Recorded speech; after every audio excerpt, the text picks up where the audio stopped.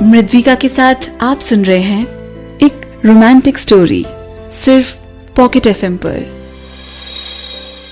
मुझे याद आया कि मैंने कंपनी के डेटाबेस में देखा था कि तुम तुम्हारी फैमिली के वन एंड ओनली चाइल्ड हो।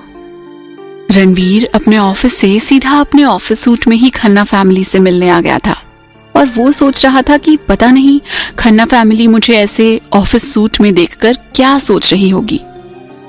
हाँ, मैं सिंगल चाइल्ड हूँ। रणवीर को समझ नहीं आ रहा था कि लक्ष्य उससे क्यों पूछ रहा था। आज न्यू ईयर की शाम है, तुम्हें अपनी फैमिली के साथ न्यू ईयर सेलिब्रेट करने नहीं जाना? मुझे पता है आज काम ने बहुत समय ले लिया, मगर अब तुम जा सकते हो।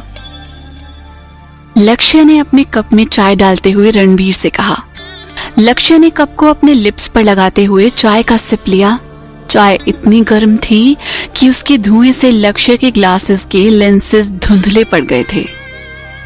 नहीं, वो दरअसल मैंने पहले ही सोच लिया था कि आप सबसे मिलने के लिए मैं घर से दिन में ही निकल जाऊंगा। रणवीर ने इस बार फटाक से लक्ष्य की बात का जवाब दिया।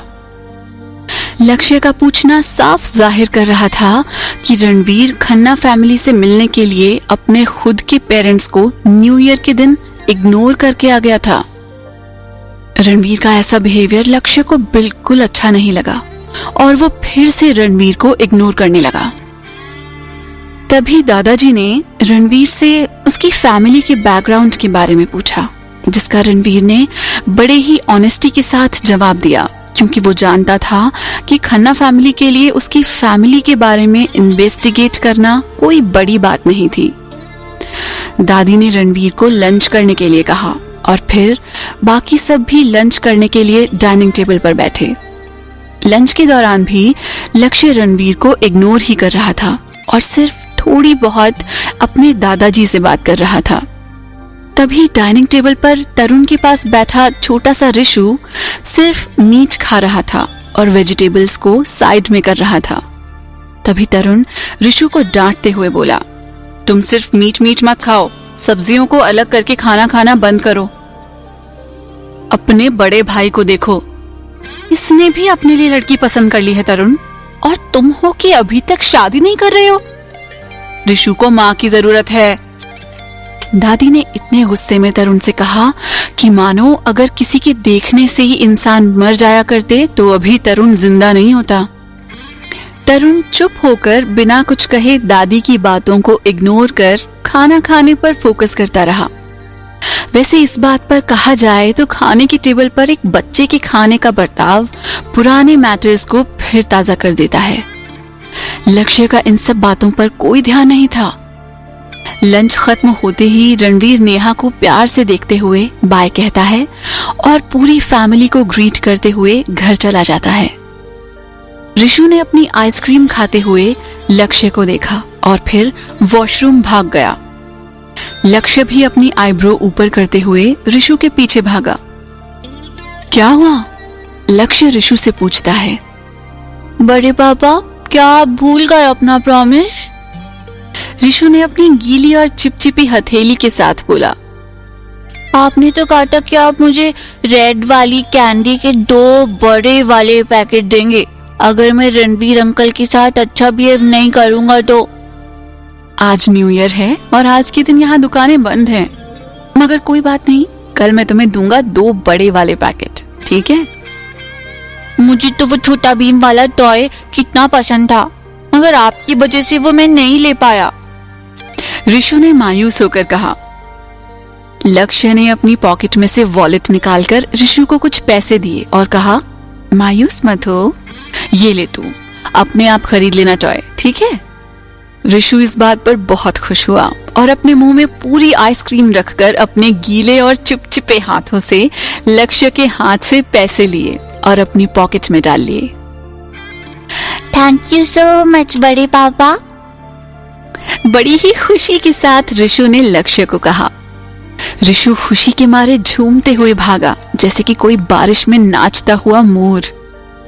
लक्ष्य वहीं वॉशरूम में अपनी सिगरेट खत्म करके आया, क्योंकि लक्ष्य के दादा दादी को यह सब बिल्कुल पसंद नहीं था। जैसे ही लक्ष्य बाहर आया तो उसने देखा कि नेहा गुस्से में लक्ष्य के सामने आकर खड़ी हो गई और अब उसके चेहरे पर बिल्कुल भी खुशी नहीं थी, जो कि तब थी जब रणवीर था। लक्ष्य को आता देख नेहा उस पर गुस्सा करते हुए पूछती है, बड़े भाई, आपने रणवीर से वो सब क्वेश्चंस क्यों पूछे? उसका प्लान था कि वो आज न्यू ईयर की शाम यहीं बिताने वाला था, मगर आपके क्वेश्चंस की वजह से वो एम्बेरस होकर चला गया। लक्ष्य शांति से सोफे पर बैठा और बोला, तुम उससे जल्द ही शादी करने वाली हो। वो तुम्हें अब खुश करने की पूरी कोशिश करेगा, इसलिए ही वो आज अपनी फैमिली को छोड़कर तुमसे और हमसे मिलने आया था। मगर क्या तुमने उसके पेरेंट्स का सोचा? आज न्यू ईयर है और सब फैमिलीज के साथ होकर न्यू ईयर सेलिब्रेट करते हैं, और फिर रणवीर तो उनके पेरेंट्स का इकलौता लड़का है, तो उसके पेरेंट्स का भी तो मन होगा ना अपने बेटे के साथ न्यू ईयर सेलिब्रेट करने का।